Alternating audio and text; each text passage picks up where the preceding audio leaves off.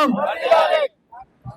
ఈరోజు అంటే ప్రభుత్వం చెప్పిన విధంగా కాంపన్సేషన్ ఇవ్వడం, ప్రభుత్వం చెప్పిన విధంగా ప్లాట్లు ఇవ్వడంతో రైతులంతా చాలా సంతోషంగా ఉన్నారు. రైతుల సంతోషం ముఖ్యమంత్రికి తెలియజేయాలి, ముఖ్యమంత్రికి పాలాభిషేకం చేస్తామని చాలా మంది రైతులు అడిగితే ఈరోజు మనం ప్రోగ్రాం పెట్టుకోవడం జరిగింది. ఈరోజు మనం ప్రోగ్రాం పెట్టుకుంటే ఈరోజు పొద్దున్నే గాలి తిరిగే గాలివాడు ఒకటి వచ్చి ఒకడినే కూర్చొని కొన్ని ఆరోపణలు చేసిపోయిండు. వాటికి సమాధానం చెప్పాల్సిన అవసరం ఉన్నది. ముఖ్యంగా హకీంపేట్, లగచర్ల, పోలేపల్లి రైతులు గుర్తించాల్సిన అవసరం ఉంది. ఇంకొకటి ప్రెస్ మిత్రులారా, పొద్దుగల వాడు గాలివాడు వచ్చిండు కదా, పట్నం నరేందర్ రెడ్డి అనే, ఈ మూడూర్లకు కలిపి 10 మంది కూడా లేరు. అడ్డా కూలీలను పట్టుకొచ్చిండు. కోజికి వెళ్ళి కొంతమంది రోజు కూలీలని, దౌలతాబాద్కి వెళ్ళి కొంతమంది అడ్డా కూలీలని పట్టుకొచ్చి, అడ్డా కూలీలని రోజు కూలీలను పట్టుకొచ్చి కూలి ఇచ్చి ఇక్కడ ధర్నా చేసి అడ్డమైన కూతలు కూసిపోయింది.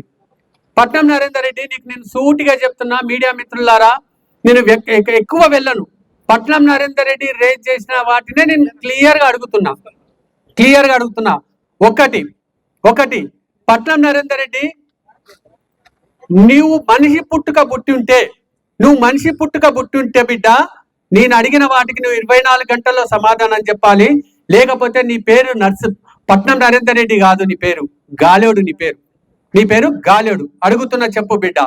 ఈరోజు 100 ఫీట్ కమర్షియల్ ప్లేస్ 100 ఫీట్కు తిరుపతి రెడ్డి, రేవంత్ రెడ్డి ప్లాట్లు బ్లాక్ చేసిండ్రు అని చెప్పినావు కదా బిడ్డ. నేను ఛాలెంజ్ చేస్తున్నా, ఇడికెళ్ళి 100 ఫీట్ రోడ్కు 38 ప్లాట్లు చేసిండ్రు. 38 ప్లాట్లు, 12,897 గజాలు, 18,897 గజాలు, 38 ప్లాట్లు. ఆ 38 ప్లాట్ల 36 ప్లాట్లు లక్కీ డ్రాలో తీసిండు. ఆ రోజు వెంకటాచారి చేసి చదివిండు, రికార్డు ఉంటది, తెప్పించుకొని చూడు. 38 ప్లాట్ల 36 ప్లాట్లు కూడా ఆ రోజు డ్రాలోనే వచ్చినాయి. ఇక మిగిలిన 2 ప్లాట్లు 1208 గజాలు. ఆ 2 ప్లాట్లు కూడా ఒకటేమో బాయి గుంత మీద ఉంది కాబట్టి ఎవరికి కేటాయించలేదు, ఇంకోటేమో కల్వట్టు మీద వచ్చింది కాబట్టి రైతులకు కేటాయిస్తే వాళ్ళకి ఇబ్బంది అవుతుందని కేటాయించలేదు. ఇక నీ అబ్బా గిట్లే మాట్లాడతా. రేవంత్ రెడ్డి ఏడ కబ్జా చేసిండు, తిరుపతి అన్న ఏడ కబ్జా చేసిండు ప్లాట్లు. 38 ప్లాట్ల 36 ప్లాట్లు లక్కీ డ్రాలు వచ్చినాయి. ఉన్న 2 ప్లాట్లు ఒకటేమో గుంత మీద ఉన్నది, ఒకటేమో దాని మీద ఉంటే ఇక 100 ఫీట్కు ఎక్కడ కబ్జా చేసిండు, ఎక్కడ 5 స్టార్ హోటల్ కడుతున్నాడు, ఎక్కడ రిసార్ట్ కడుతున్నాడు చెప్పు. పట్నం నరేందర్ రెడ్డి గాలివాడని గాలి మాటలు మాట్లాడావు కదా. ఇంకొకటి చెప్తా నేను. ఇంకొక ఆమెను మా ఊరి రైతులు పాపం ఆమెను ఏం చెప్పి తీసుకొచ్చిండ్రు బాబమ్మ ఆమె పేరు. ఆమె కంటే 7 ఎకరాల భూమి ఉంటే కాంగ్రెస్ వాళ్ళు 1 ఎకరా ఇచ్చి 6 ఎకరాలు తిన్నారట. మా నరేందర్ రెడ్డి నీకు మళ్ళీ చెప్తున్నా, నువ్వు కనుక మనిషి పుట్టుంటే నీకు 24 గంటల టైం ఇస్తున్నా. ఆమెకు ఉన్నది 10 గుంటల భూమి. ఆ కుటుంబంలో 10 గుంటలు నలుగురికి 10 గుంటలు ఉన్నది. అంటే 1 ఎకరా భూమి మాత్రమే ఉన్నది. 1 ఎకరా కాకుండా ఇంకొక గుంట ఎక్కువ ఉన్నట్లు నువ్వు నిరూపించు. ఒక్క చిన్న పేపర్, ఒక్క చిన్న ప్రూఫ్ నువ్వు చూపించు. రేపు నువ్వు చేసిన విమర్శలన్నీ మేము ఒప్పుకుంటాం. లేకపోతే నువ్వు మనిషి పుట్టలేదు, నీ పేరు పట్నం నరేందర్ రెడ్డి కాదు, నువ్వు ఒక గాలివాడం అని చెప్పేసి నీ పేరు రేపటి నుంచి గాలివాడ అనే చెప్పి చెప్తాం. ఇంకోటి వెంకటయ్య అని ఇంకొక రైతును పట్టుకొచ్చిండు పాపం. ఆయనకు 5 ఎకరాలు ఉంటే 3 ఎకరాలు దీన్ని 2 ఎకరాలు ఇచ్చినాం. ఇది కూడా చెప్తున్నా పట్నం నరేందర్ రెడ్డి.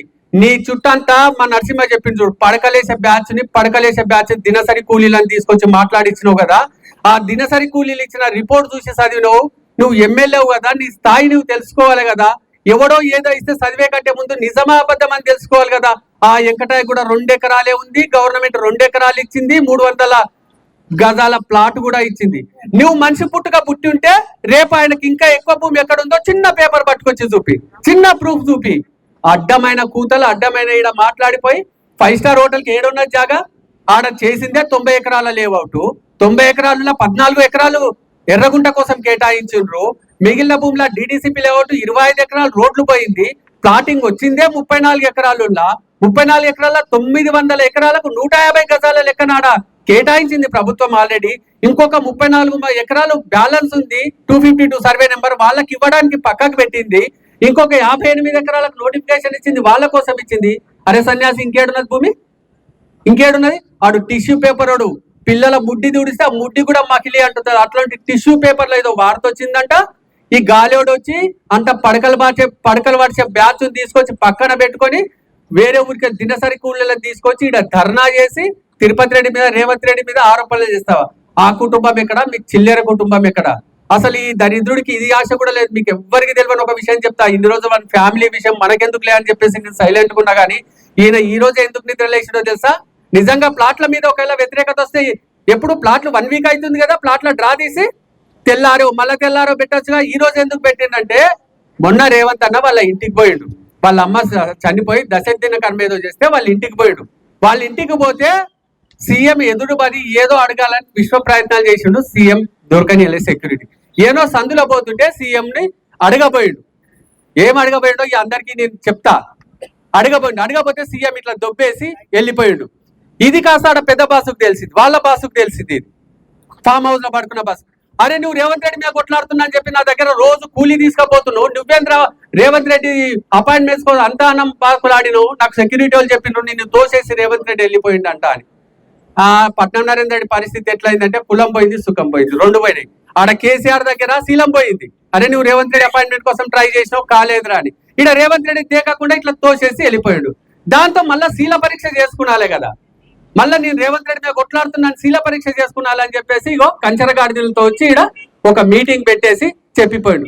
పార్టీలకు రావడానికి నీవు ప్రయత్నాలు చేయడం, నిన్ను ఎడమకాలితో తన్నడం నాకు తెలియదా? ఇది అందరికీ తెలియదేమో కానీ పట్నం నరేందర్ రెడ్డి నువ్వు లోపలింట్లో పోయి ఎట్లా ప్రయత్నం చేస్తున్నావు, తిరుపతి రెడ్డి కాలు పట్టుకోవడానికి, రేవంత్ రెడ్డి అపాయింట్మెంట్ కోసం ఎంత ప్రయత్నాలు చేస్తున్నావో నాకు తెలియదు అనుకుంటున్నావా?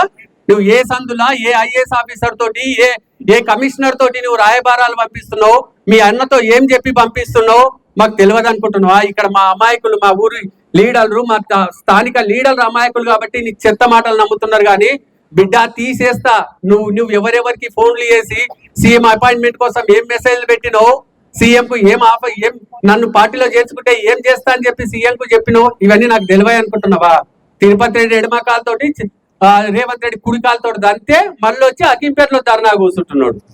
ప్రజలారా, ముఖ్యంగా కార్యకర్తలారా, టిఆర్ఎస్ కార్యకర్తలారా మీకు దండం పెట్టి చెప్తున్నా, మీకు తెలుసు ఈ నుంచి మనం ఇంటర్ చదవాలంటే 6 కిలోమీటర్లు సైకిల్ మీద పోయిన రోజులు మనకు తెలుసు. ఈ రోజు హకీంపేటలో ఇంటర్ చదవాలన్నా హకీంపేటే, డిగ్రీ చదవాలన్నా హకీంపేటే, ఇంజనీరింగ్ హకీంపేటే, మెడికల్ హకీంపేటే, నువ్వు ఏ చదువు చదువుకుంటే ఆ చదువు హకీంపేటలో ఉంది. ఈ రోజుకు ఒక 200-300 మంది ఇక్కడ పనిచేసుకుంటున్నారంటే ఇంకో 2 సంవత్సరాల తర్వాత మనం ఈ చుట్టుమక్క కోడంగల్ ప్రజలు ఎవరు బయటికి వెళ్లాల్సిన అవసరం లేదు, ఇక్కడే మనకు పని దొరుకుతున్నది కదా. ఇంత అభివృద్ధి చేస్తుంటే ఇంకా మీకు ఏం అవసరం? మీకు వ్యక్తిగతంగా ఏదైనా కావాలన్నా నన్ను వచ్చి అడగండి, నేను ఇస్తా. మీకు వ్యక్తిగతంగా ఏదైనా కావాలన్నా ఎంత గుప్పెడు మంది మిగిలినరు మీరు గుప్పెడు మంది మిగిలినరు, ఆ గుప్పెడు మందికి ఏమన్నా కావాలిస్తా. అంతేగాని నువ్వు పోలేపల్లి భవిష్యత్తు నువ్వు అడుగుతున్నా, ఆ గాలిని తీసుకొచ్చి ఇక్కడ కూర్చోబెట్టి మన ఊరు భవిష్యత్తును ఎందుకు నాశనం చేస్తుండ్రని నేను అడుగుతున్నా. ఈ గ్రామ యువకులకు నేను చెప్తున్నా, వీళ్ళు ఇట్లాగే వేస్తే వెళ్ళి తన్నండి ఒకరినొకటి. ఎందుకంటే మనకు అవకాశం వచ్చింది, మనం నిరూపించుకుందాం, మనం అభివృద్ధి చెందుదాం.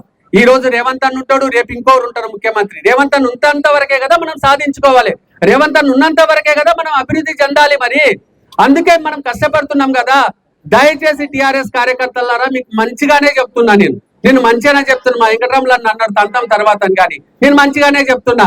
మీకు పర్సనల్ గా ఏమైనా ఒక ఆశ ఉంటే నా దగ్గరికి రండి, నేను చేస్తా.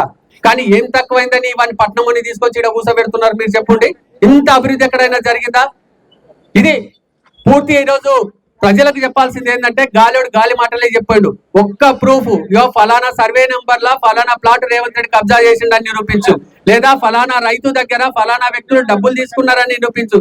ఏది లేకుండా గాలి మాటలు మాట్లాడిపోయినా గాలి పట్నం నరేందర్ రెడ్డి మళ్ళీ నువ్వు నీ ఈపులు వలుగుతాయి బిడ్డ. నీకు మళ్ళొకసారి చెప్తున్నా, కోడంగల్ అభివృద్ధికి సొంత భూములు దారం చేసిన తిరుపతి రెడ్డి రేవంత్ రెడ్డి ఎక్కడ సిసి రోడ్ల కడ 5,000 రూపాయలు లంచం తీసుకొని మామిడి తోటల పోటీ పొరలాడిన నువ్వెక్కడ పట్నం నరేందర్ రెడ్డి? ఇసొంటి డ్రామాలు ఆడితే పోలీస్ స్టేషన్ల పోటీ కమిషన్ వసూలు చేసిన నీ చరిత్ర ఎక్కడ? ఈ రోజు నీ కార్ డీజిల్ కూడా పోలీసు వాళ్ళే ఓడిపించారంటారా? ఆ రోజు నీ ఇంత నీచుడవు నువ్వు. ఈ రోజు పోలీసు వాళ్ళని బట్టలు ఇప్పుతావంట. బిడ్డ, పోలీసు వాళ్ళు నీ ప్రభుత్వంలో ఉన్నట్లు పోలీసు వాళ్ళు ఉంటే ఈరోజు నువ్వు ధర్నా ఎట్లా చేస్తావు? మా పోలీసు వాళ్ళు పోని పాపం అని ఇప్పుడున్న పోలీసు వాళ్ళు విడిచిపెట్టింది కాబట్టి నువ్వు ధర్నా చేసిపోయినావు, లేకపోతే నువ్వు ధర్నా ఏడం చేస్తుంటే ఈరోజు నీ మోకసిప్పలు వలగొడుతుండ్రు పోలీసు వాళ్ళు. పాపం వాళ్ళు పోని అనుకొని వదిలేసినట్లున్నారు. నేను ఇంకా పోలీసు వాళ్ళ బట్టలు ఇస్తానంట, నీ బట్టలు ఇస్తాం, నీ ఈపులు వలగొడతాం బిడ్డ. ఇంకా నువ్వు మా అభివృద్ధిని అడ్డుకుంటా, మా నెత్తిన కాలు పెట్టి తొక్కుతా అంటే నీ ఈపులు వలగొడతాం. ఇదే ఈ కోడంగల్ ప్రజల తరఫున పట్నం నరేందర్ రెడ్డి నీకు చేస్తున్న హెచ్చరిక.